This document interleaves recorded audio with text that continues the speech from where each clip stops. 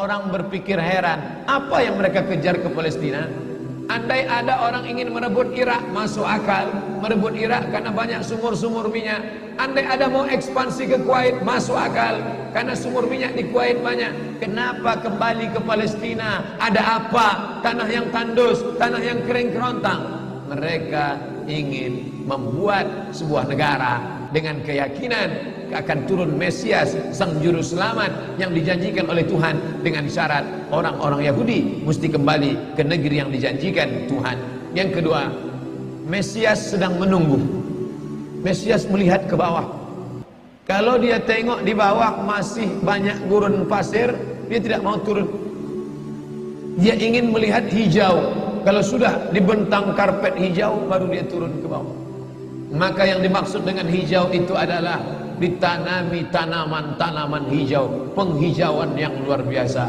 Dan ketika Israel masuk ke Palestina, mereka ambil tanah itu, mereka hancurkan rumah orang Islam, mereka buat tembok panjang. Penjara terbesar dan terpanjang di dunia adalah Palestina. Mereka kurung orang Palestina. Mereka buat tembok beton yang tinggi, panjangnya 700 km lebih. Dari Pekanbaru kita lihat, Anda menuju Medan Sumatera Utara 600 km. Mereka membuat tembok tinggi 700 km. Bayangkan, umat Islam terisolir dan mereka tanami hijau-hijau. Makanya Allah berkuasa. Allah mau tunjukkan kuasa, lalu Allah buat tanaman hijau itu menyala.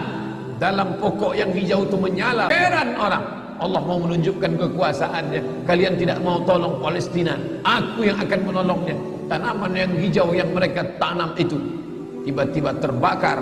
Tidak ada yang bisa mematikannya. Sampai-sampai reporter wartawan Amerika mengatakan, tidak ada yang bisa mematikan kebakaran ini kecuali Tuhan, karena Dia yang membakarnya. Mengerti keadaan kita zaman sekarang. Jangan sampai dikatakan Palestina bukan urusan kita. Ini kan masalah politik. Indonesia ya Indonesia, Palestina ya Palestina. Antum tidak mengerti masalah dunia. Palestina adalah masalah umat Islam. Subhanalladzi asra bi'abdihi.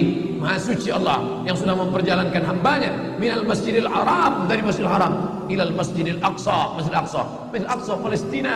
Kita yang tertulis dalam kitab suci kita bahwa kita punya ikatan emosional. Kenapa kita tidak yakin itu? Yahudi ajarannya dibuat-buat, ajarannya mitos, tapi mereka punya keyakinan yang luar biasa. Mereka rebut negeri itu, mereka kuasai, mereka hancurkan negeri musuh. Atas dasar apa? Keyakinan bahwa Mesias akan datang. Yang kelima, apa yang mereka lakukan untuk Palestina? Mereka meyakini ada Temple of King Solomon, tempel, kuil King Solomon, Raja Sulaiman. Datang pula orang Indonesia latah, dikatakannya Sulaiman ini kerajaannya bukan di Palestina, di Yogyakarta, Sleman. Kata dia, King Solomon itu punya tempel kuil, dan Temple of King Solomon letaknya pas di bawah Al-Masjidil Aqsa. Apa maknanya? Mereka mengeruk setiap hari bulldozer, traktor, ekskavator, terus mengeruk keliling Masjidil Aqsa. Mereka ingin meruntuhkan Masjidil Aqsa. Tulis Temple of King Solomon, enter, pilih image, tampak gambar replika.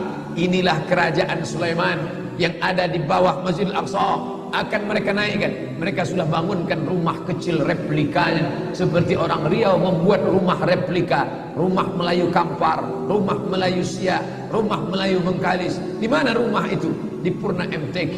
Anak-anak kita kalau mau tahu bagaimana rumah Melayu Kampar, bagaimana rumah Melayu Siak, bagaimana rumah Melayu Pelalawan, pergi ke sana.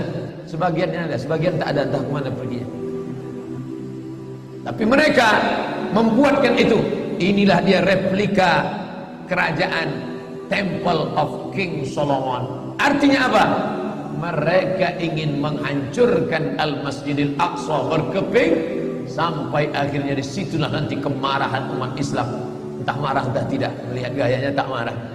Mau hancur-hancurkanlah. banyak lagi urusan kami sibuk dengan ini. Tapi akan ada hamba-hamba Allah, la tazulu fi ummati ta'ifatun min ummati, akan tetap ada sekelompok umatku yang memperjuangkan agamaku, kata Allah Subhanahu wa taala. Yang terakhir, yang kelima, akan turun Mesias. Kapan itu terjadi? Ketika terjadi perang besar. Sebetulnya dalam agama Islam sudah dituliskan yang dimaksud dengan Mesias itu siapa. Kata Imam Al-Hafiz Ibnu Hajar Al-Asqalani dalam Fathul Bari, yang dimaksud dengan yang dinanti-nanti mereka itu adalah Dajjal. Dajjal itulah sesungguhnya yang sedang mereka nanti. 70,000 Yahudi wara'ad Dajjal. Ada 70.000 Yahudi yang akan berada di belakang Dajjal ketika dia turun nanti. Makanya tiap hari, tiap petang kita berkata, Allahumma inni a'udzubika min azab jahannam wa min azabil qabri wa min fitnatil mahya wal mamat wa min syarri fitnatil masihid Dajjal. Dajjal itulah yang sedang mereka tunggu. Dajjal itulah yang sedang mereka nanti-nantikan. Kita menantikan kedatangan, dia pun juga menantikan akan kedatangannya. Bedanya apa? Mereka meyakininya dengan semangat. Semangat mereka luar biasa. Mereka bangkit. Umat Islam percaya. Padahal tiap hari dia katakan sebelum salam, Allahumma inni a'udzubika min adzabi jahannam wa min adzabil qabri wa min fitnatil mahya wal mamat wa min syarri fitnatil masihid dajjal. Tiap hari dikatakan, tiap hari diucapkan. Tapi dalam hati, betul tak Dajjal ini datang? Entah iya entah tidak. Mereka yakin Dajjal akan datang, tapi mereka katakan itulah pemimpin kami, itulah Tuhan kami, itu adalah jelmaan daripada Tuhan kami, itu yang ada yang menghancurkan dunia, dia akan menjadi panutan kami. Kita berkata itu musuh kami, tapi kita pun ragu entah musuh entah tidak. Oleh sebab itu kita minta ampun kepada Allah atas kurangnya iman kita. Subuh ini kita bangkitkan semangat kita, tapi yang datang kepada, kenapa Allah tidak menolong?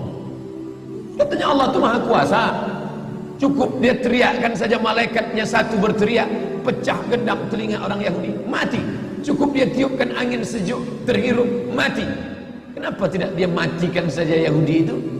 Datang Syekh Muhammad Jibril, Syekh Dr. Muhammad Jibril, Syekh Profesor Dr. Muhammad Jibril, dosen tafsir Al-Azhar. Kami undang, mahasiswa Indonesia mengundang di waktu di Mesir dulu kuliah. Lalu saya tanya, Assalamualaikum Syekh. Ya, kaum Ad binasa, kaum Samud binasa, kaum Midian binasa, kaum Iram binasa, kaum Fir'aun binasa. Kenapa Allah tidak membinasakan Israel ini? Senyum Syekh Muhammad Jibril. Apa kata dia? Ya beni, anakku, seandainya Allah membinasakan Israel ini, lalu apa yang tersisa untukmu? Ditunjuknya saya. Seandainya Allah membinasakan Israel ini, lalu apa yang tersisa untukmu? Diam saya. Allah sengaja sisakan ini sebagai medan jihad kita menolong agama Allah Subhanahu wa ta'ala.